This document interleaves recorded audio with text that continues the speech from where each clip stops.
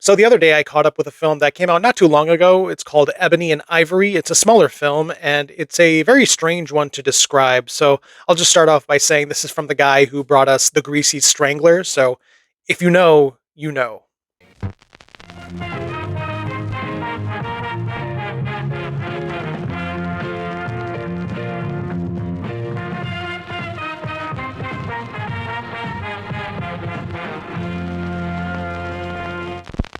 If you're wondering if the title is a reference to the Paul McCartney and Stevie Wonder song from 1982, then yes, it's not only a nod, it's a fictional account of a meeting between these two in a small cottage on the Scottish coastline, and it operates under the presumption, what if these two musical legends were unhinged morons having the most confounding conversations you've ever heard?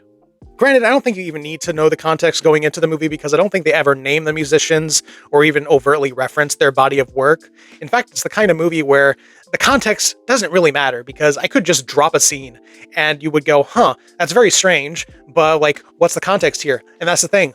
There is no context. That is just the movie.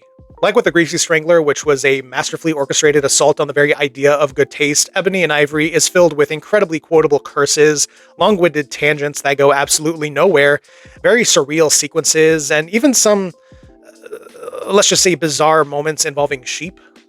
And I came out of this movie really impressed, to be honest, because there is just a level of trust that any actor has to have with their director. After all, you're often filming stuff in little bits, and a lot of times they're out of order as well. So you just have to have this very deep, fundamental trust that the person at the helm knows what they're doing.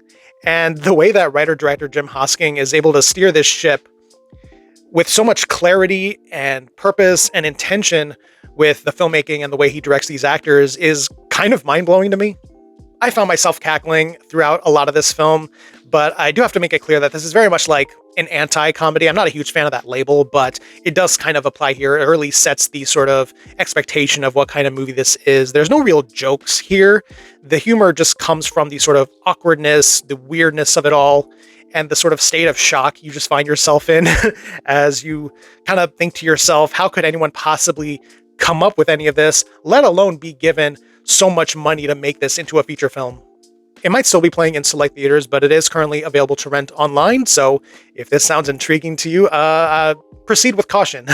So those are my thoughts on Ebony and Ivory. If you've seen the film, how are you doing? Are you okay? And feel free to let me know what you thought of it in the comments.